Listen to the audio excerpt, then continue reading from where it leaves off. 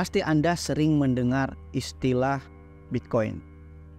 Inilah sebuah konsep keuangan baru yang digadang-gadang menggantikan peran dolar sebagai mata uang global. Nah, kenapa sih Bitcoin sedemikian kuat dan dianggap sebagai masa depan uang? Karena Bitcoin itu ditopang oleh blockchain yang mendesentralisasi keuangan. Nah, apa itu desentralisasi keuangan? Mari kita bahas dalam buku yang ditulis oleh William Magnuson yang berjudul Blockchain Democracy. Mari kita lacak terlebih dahulu asal-usul dari blockchain itu sendiri.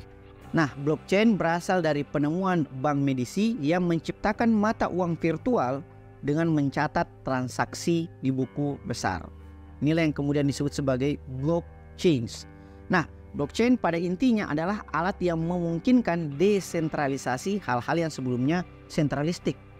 Dulu, uang itu diatur oleh pemerintahan atau diatur oleh sebuah institusi keuangan global, misalnya IMF atau World Bank, atau kalau di Indonesia ada BI.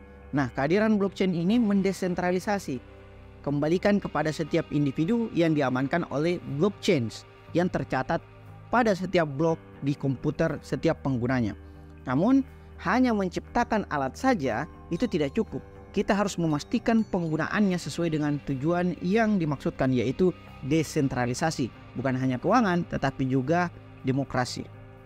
Nah, bagaimana kemudian infrastruktur dari blockchain itu sendiri atau teknologi yang mendasari blockchain? Teknologi blockchain adalah alat yang memungkinkan desentralisasi mata uang dalam sistem keuangan. Nah, ini dapat mencatat transaksi secara aman dan abadi atau rekam jejak digitalnya itu tersimpan dalam blockchain tersebut.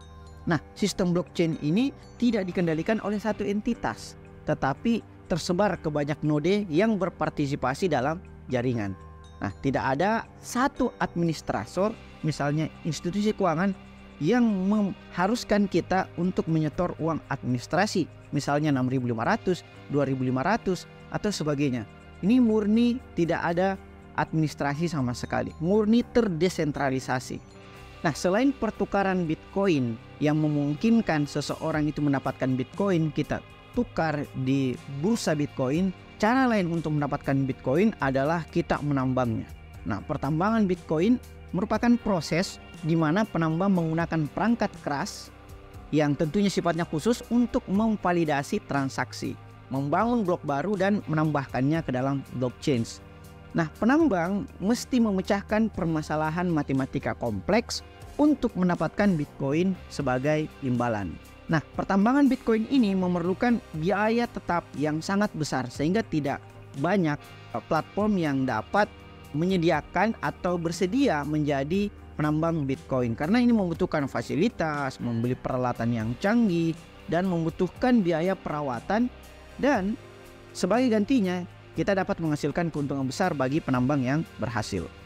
Nah, blockchain sendiri itu telah menjadi topik yang sangat menarik bagi banyak pihak, terutama tentunya bagi sektor keuangan.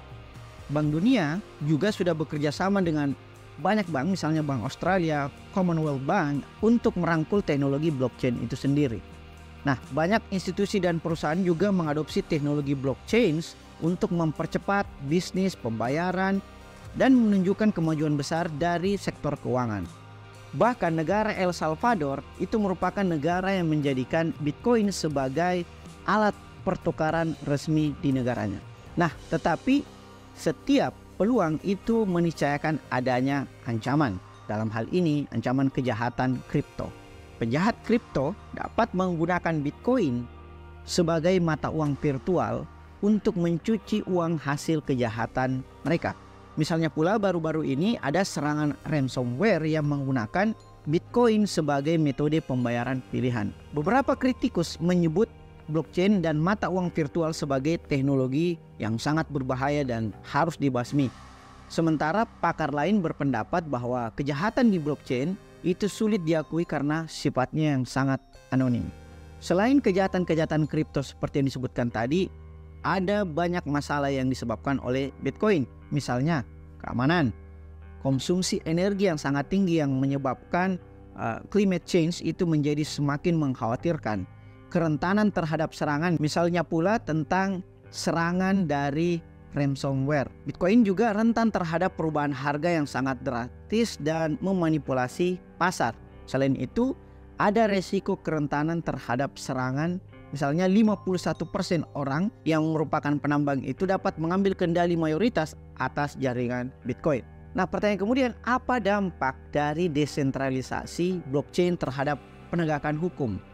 Nah, desentralisasi blockchain itu menciptakan kesulitan dalam penegakan hukum karena tanggung jawab sistem tersebar ke banyak aktor yang berbeda, sehingga sulit bagi hakim dan regulator untuk menerapkan aturan lama dan memunculkan ketidakpastian dalam penerapan aturan hukum pada blockchain. Meskipun desentralisasi membuat undang-undang itu sulit diterapkan, tetapi sistem hukum harus beradaptasi untuk menyesuaikan kesulitan dan ambiguitas dalam undang-undang yang berlaku pada blockchain. Jadi dampaknya adalah menciptakan tantangan baru dalam penegakan hukum dan memerlukan adaptasi sistem hukum terhadap teknologi blockchain yang terdesentralisasi. Nah, buku ini menggambarkan bagaimana teknologi blockchain mempengaruhi demokrasi dan bagaimana demokrasi mempengaruhi teknologi. Nah, setiap bab dalam buku ini mengeksplorasi berbagai aspek teknologi blockchain, mulai dari kode dasarnya hingga dampaknya pada bisnis dan pemerintahan. Kesimpulannya adalah bahwa blockchain adalah alat untuk mendemokratisasikan uang dan memberikan kontrol yang lebih besar atas informasi, dengan tujuan tentunya meningkatkan cara kerja perekonomian dan memberikan kekuasaan kepada individu.